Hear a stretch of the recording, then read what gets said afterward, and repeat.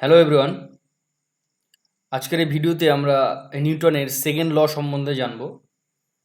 এবং নিউটনের second law জানার আগে আমাদের লিনিয়ার মোমেন্টাম সম্বন্ধে জানতে হবে, মানে ভরবেগ সম্বন্ধে আমাদের জানতে হবে। দেখো, ফিজিক্সের প্রত্যেকটা চ্যাপ্টারের সঙ্গে কারো না কারো একটা সম্পর্ক আছে। তো তুমি সরাসরি যদি নিউটনের সেকেন্ড ল, থার্ড ল জানতে চাও, তাহলে কিন্তু হবে না। কিছু কিছু জিনিস আমাদের এক্সট্রা জানতে হবে, যাতে করে পরবর্তী যে বিষয়গুলো আছে সেগুলোর সঙ্গে আমরা একটা লিঙ্ক তৈরি করতে পারি এবং আন্ডারস্ট্যান্ডিং পাওয়ারটা বিল্ড করতে পারি। এটাই মূল উদ্দেশ্য। তাহলে প্রথমে আমরা একটু জেনে নেব হোয়াট ইজ লিনিয়ার মোমেন্টাম। পরিষ্কারভাবে বোঝা যাচ্ছে, নামটাই তার ভরবেগ, মানে ভর থাকবে এবং বেগ থাকবে। দেখো, লিনিয়ার মোমেন্টামকে ইন জেনারেল পি দ্বারা ডিনোট করা হয়, সেটা ক্যাপিটাল স্মল দ্বারা, সেটা কোনো ফ্যাক্টর নয়। দেখো এখানে যেটা দেখছো ইজ, আমি যদি ডেফিনেশনটা তোমাকে একটু পড়ে শুনিয়ে দিই, it is the amount of motion contained in the body, and linear momentum is defined as product means multiplication, product of mass m and velocity v. দেখো আমরা জানি ভেলোসিটি ইজ আ ভেক্টর রাশি, তাই না? ভেলোসিটি একটা vector quantity, যার একটা direction আছে, ম্যাগনিটিউড আছে। তাহলে তোমার এই মোমেন্টামটাও কী হবে? মোমেন্টামটাও তাহলে কী হবে? একটা ভেক্টর কোয়ান্টিটি। কেন কি? আমি জানি যে আমার momentum equals to mass into velocity, mass into velocity. তাহলে আমি পেয়ে গেলাম momentum is a vector quantity. Very very important. দেখো, আমি যতবারই এই এই যে কোয়ান্টিটিগুলো কেন বলছি বলো তো, আমাদের কিন্তু এই পার্টিকুলার টপিকগুলো তুলে বলে দিতে পারে this is scalar quantity or vector quantity. তখন কিন্তু আমাদের কিন্তু আইডেন্টিফাই করতে হবে this is a vector quantity. এবার এটা যদি ভেক্টর কোয়ান্টিটি হয়, তাহলে একটা ডাইরেকশন আছে। ডাইরেকশনটা কোন দিকে হবে? দেখো দেখো, এখানে লেখা আছে it's direction is along the direction of velocity.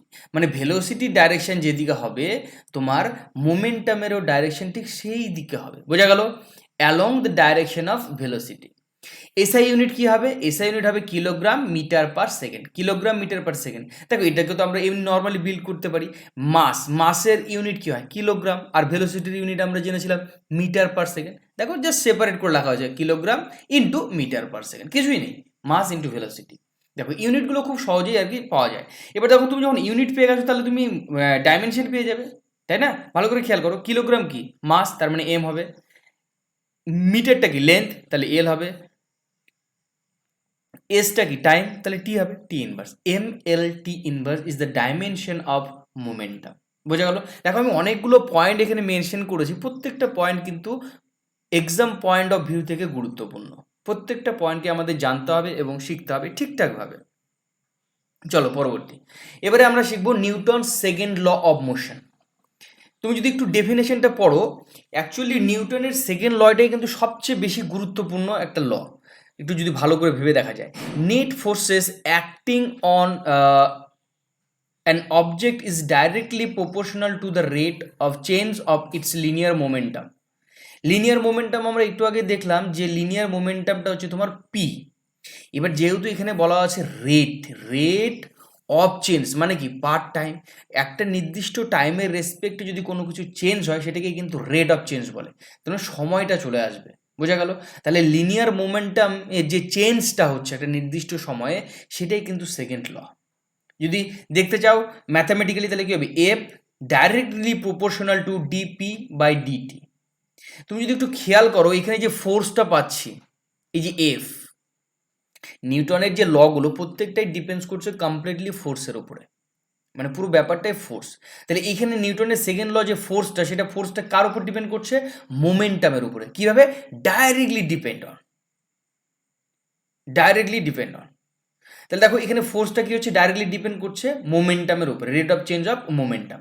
দেখো, আমি যদি ডাইরেকশন এই প্রপোর্শনটাকে সরিয়ে দিতে চাই, তাহলে আমি ম্যাথামেটিক্যালি এটা লিখতে পারি না? আমার যে মানে ফোর্সটা হবে, সেটা equals to K into DP vector by DT. এবারে দেখো, আমরা একটু আগেই শিখেছিলাম আমরা এটা একটা ধ্রুবক, এটা একটা কনস্ট্যান্ট। বোঝা গেল? এটা একটা কনস্ট্যান্ট। এই কনস্ট্যান্টটা কিন্তু প্রথম আমাদের নিউটন দিয়েছিল, কনস্ট্যান্ট।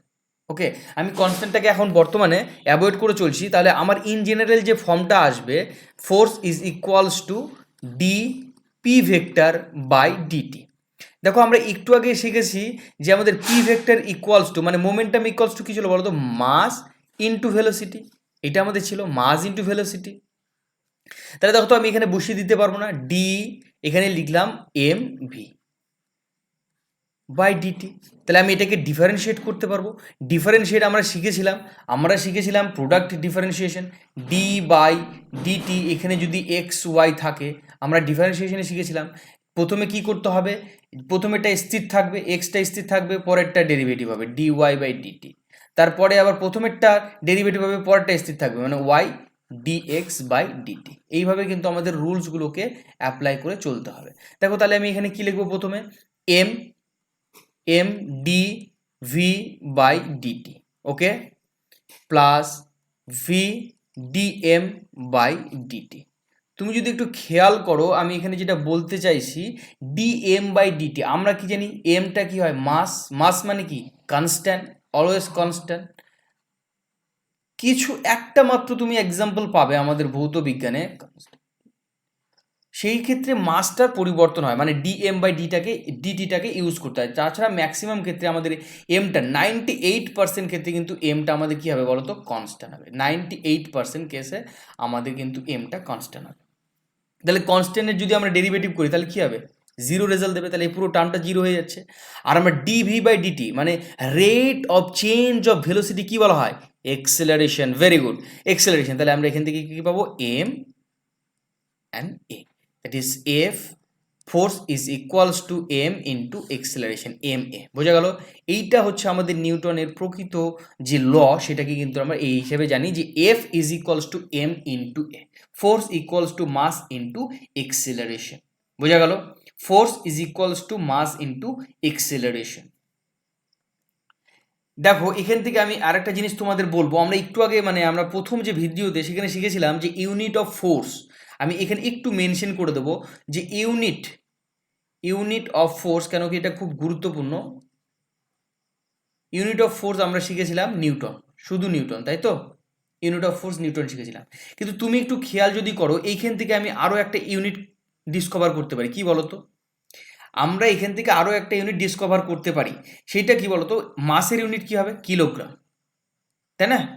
আর এক্সেলারেশনের ইউনিট কি হবে, metre per second square, metre per second square. তাহলে এখান থেকে আমরা বলতে পারি না যে ইউনিট অফ ফোর্স আসবে, এরকম এমসিকিউ আসতে পারে, unit of force is equals to newton or kilogram into metre per second square. এটাও কিন্তু আমরা বলতে পারি। বোঝা গেল? তাহলে আমরা দুটো ইউনিট পেয়ে গেলাম, আমরা ইউনিট কিন্তু দুটো পেয়ে গেলাম ফোর্সের। একটা হচ্ছে নিউটন না দিয়ে কিন্তু অনেক সময় অপশনে kilogram into metre per second স্কোয়ারও দিতে পারে। এইটা কিন্তু ভেরি ভেরি ভেরি ইম্পর্টেন্ট, এই কারণে কিন্তু আমি এটা মেনশন করলাম এখানে। বোঝা গেল? খুবই গুরুত্বপূর্ণ এই ইউনিটগুলো, কেন কি নিউটনস ল দেওয়া আছে আর পুরোটাই ফোর্সের উপর বেস করে চলছে। তাহলে এগুলো তো আমাদের জানতে হবে ঠিকঠাকভাবে, তাই না? তাহলে চলো তারপরে একটু যদি খেয়াল করো, আমি দুটো এক্সাম্পল নিয়েছি নোট, এই দুটো নোটকে যদি তুমি একটু মাথা দিয়ে ভাবার চেষ্টা করো, তাহলে কিন্তু তুমি পুরো নিউটনের যে সেকেন্ড লটা পুরোটা একদম বুঝে যাবে। আমি নিউটনের সেকেন্ড ল যেটা ছিল সেটা একটু এখানে লিখে রাখবো, মানে দেখানোর চেষ্টা করব। F is equals to DP by DT. তুমি যদি একটু এটাকে সাধারণভাবে এমনি সিম্পলভাবে ভেবে নিতে চাও, জাস্ট সিম্পল ট্রিক বলে লিখে নিতে পারো, আমি ট্রিক বলে মনে রেখে নিতে পারো। কীরকমভাবে, যে আমার যে ফোর্সটা ভালো করে খেয়াল করো, এটা ইনভার্সলি প্রপোর্শনাল টু 1/t না? ভালো করে খেয়াল করো, 1/t।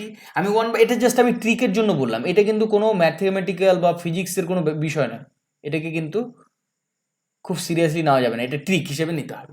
ফোর্সটা কী হবে বলতো, টি এর সঙ্গে ইনভার্সলি প্রপোর্শন, মানে সময় যদি বেড়ে যায় আমাদের যে ফোর্সটা সেটা কিন্তু কমে যাবে। যদি সময় বাড়ে ফোর্স কমবে, যদি সময় কমে যায় ফোর্স বেড়ে যাবে। ওই কারণে দেখো একটু ভালো করে খেয়াল করো, why does a cricketer draw his hands backward while catching a ball. তুমি একটু খেয়াল করো, এইটা ধরো তোমার হাত, এবার ধরো তুমি এখানে একটা বল চলে আসছে, এইভাবে উড়ে উড়ে বল চলে আসছে, এইভাবে চলে আসছে, ঠিক আছে? এই বলটা তোমার হাতে, এখানে যদি তুমি এই হাতটাকে যদি তুমি পিছিয়ে টেনে নাও, ভালো করে ভাবো, তুমি ধরো হাতটাকে পেছনে টেনে নিলে, তাহলে কি হবে, তুমি একটু সময় বাড়িয়ে দিলে না? তুমি ভালো করে ভেবে দেখো, তোমার এখানে যে সময়টা ছিল, এখানে ধরো 2 সেকেন্ড সময় ছিল সাপোজ, এবার তুমি একটু পিছিয়ে আসলে, হাতটাকে পিছিয়ে দিলে, তাহলে এখানে ধরো আরও 2 সেকেন্ড পিছিয়ে গেল টাইমটা, মানে বলটা তোমার হাতে পৌঁছতে মোট সময় লেগে গেল 4 সেকেন্ড সময় লেগে গেল। আগে 2 সেকেন্ডে পৌঁছে যেত, কিন্তু তুমি 2 সেকেন্ড পিছিয়ে দিলে, তাহলে তোমার মোট সময় কি 4 সেকেন্ড লেগে গেল, মানে সময়টা বাড়িয়ে দিলে। সময় যদি বাড়িয়ে দাও তাহলে কী হবে, বলটা কমে যাবে, মানে তোমার হাতে যে আঘাত লাগার পরিমাণটা সেটা কিন্তু কমে যাবে অনেকটা। ওই কারণে কি হয়, সময়টাকে বাড়িয়ে দেওয়ার জন্য আমরা যখন বল ক্যাচ করতে যাই তখন কিন্তু হাতটাকে পিছিয়ে নিই। বোঝা গেল? এর ফলে কি হয় বলো তো, অ্যাকশন রিয়াকশনের যে ব্যাপারটা, আমি থার্ড লতে একটু এক্সপ্লেন করবো। অ্যাকশন রিয়াকশনের ব্যাপারটা অনেকটি স্মুথ হয়ে যায় যখন তুমি টাইমটাকে বাড়িয়ে দেবে। এই কারণে এটাই শুধুমাত্র রিজন যে আমাদের যে বলের যে আঘাতটা, যাতে হাতে আমাদের খুব কম পরিমাণে আঘাত লাগে, সেই কারণে কিন্তু আমরা টাইমটাকে বাড়িয়ে দেওয়ার জন্য হাতটাকে অনেকটা পিছিয়ে নিই। পিছিয়ে নেওয়া ইন দ্য সেন্স টাইম বাড়িয়ে দিচ্ছি। ঠিক একইভাবে তুমি যদি একটু পরের এক্সাম্পলটা খেয়াল করো, why does its hard more to fall on concrete than ground. তুমি ভালো করে ভেবে দেখো, তুমি একটা পাথরের যে ধরো একটা পাথরের কোনো একটা জায়গা আছে, কংক্রিটের একটা প্লেন কোনো জায়গা আছে, সেখানে তুমি পড়ে গেলে সেখানে তোমার বেশি লাগবে। কিন্তু তুমি ওই জায়গাতে না পড়ে, তুমি দেখা গেলো একটা মানে ঘাস আছে, একটা মাঠে পুরো ঘাসে ভর্তি, তুমি সেইখানে পড়লে অনেকটা ব্যথা কম লাগবে। তুমি একটু ভালো করে ভেবে দেখো, তুমি যখন পাথরের উপরে পড়ছো ওইখানে কিন্তু কোনো সময় নেই, তুমি ডাইরেক্টলি পাথরে আঘাত করছো। কিন্তু তুমি যখন ঘাসের উপরে পড়ছো তখন কিন্তু তুমি একটা সময় পেয়ে যাচ্ছ, কেন কি ঘাসটা আস্তে করে ডাউন হচ্ছে না, ঘাসটা আস্তে করে ডাউন হচ্ছে, তুমি দেখো ওখানে একদম মিলি সেকেন্ড একটা সময় পাচ্ছ, কিছু পরিমাণ সময় কিন্তু তুমি পাচ্ছ, প্রচুর ক্ষুদ্র একটা সময় পাচ্ছ, কিন্তু তুমি সময় পাচ্ছ। সময়টা যেহেতু তোমার বাড়ছে, আঘাতটা কম লাগবে। বোঝা গেল আমি কি বলতে চাইছি? সময় যত বাড়াবে আঘাতটা তত কম লাগবে। দেখো আমরা নিউটনস ফার্স্ট ল পড়েছিলাম, পুরোটাই ডিপেন্ড ছিল ইনার্শিয়ার উপরে, মানে জড়ত্বীয় নির্দেশতন্ত্রের উপরে। ঠিক আছে, আমরা সেকেন্ড লটা পড়ছি পুরোটাই কমপ্লিটলি বেসড অন ফোর্স। বোঝা গেল?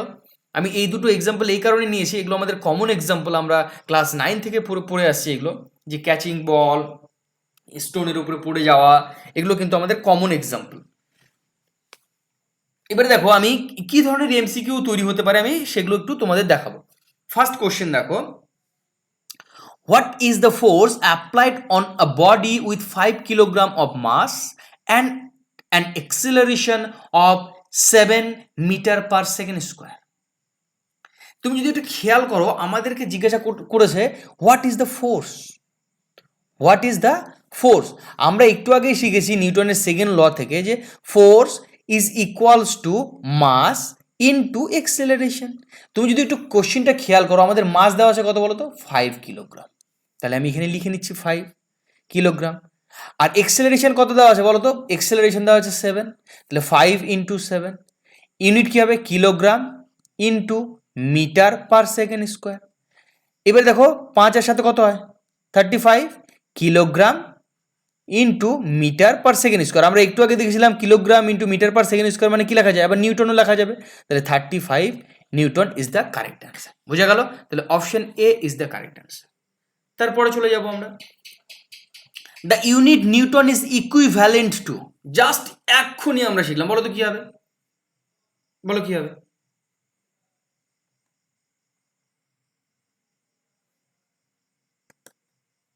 Kilogram metre per second square, kilogram metre per second square, kilogram metre per second square. বোঝা গেল আমি কি বলতে চাইলাম, kilogram metre per second square. আমরা একটু আগে শিখলাম, দেখো এখানেই আমরা পেয়েছিলাম kilogram metre per second square.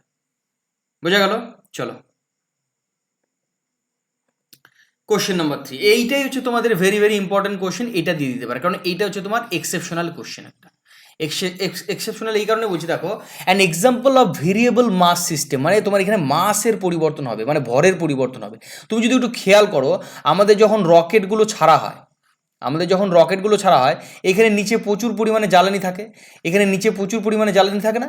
এবার যখন রকেটটা যত উপরের দিকে উঠতে থাকে তত কী হয়, জ্বালানিগুলো ছুটে যেতে থাকে না, একটা একটা একটা একটা করে জ্বালানিগুলো কী হয়, জ্বালানিগুলো কিন্তু এখান থেকে ছুটতে থাকে, তাই না?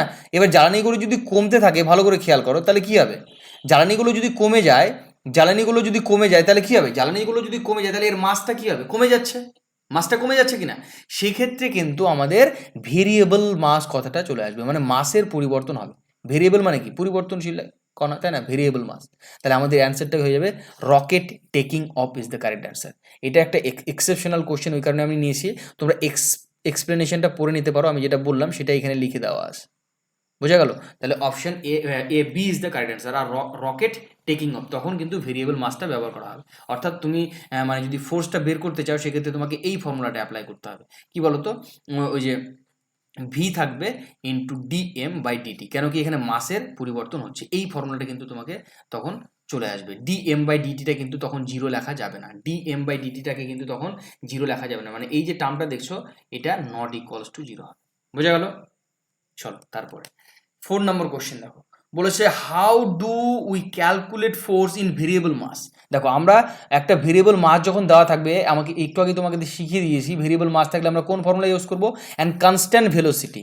কনস্ট্যান্ট ভেলোসিটি আমরা একটু আগে দেখলাম যে ফোর্স ইজ ইকুয়ালস টু আমরা পেয়েছিলাম M DV by DT plus V DM by sorry M direction থাকবে না এখানে, ডিএম বাই ডিটি।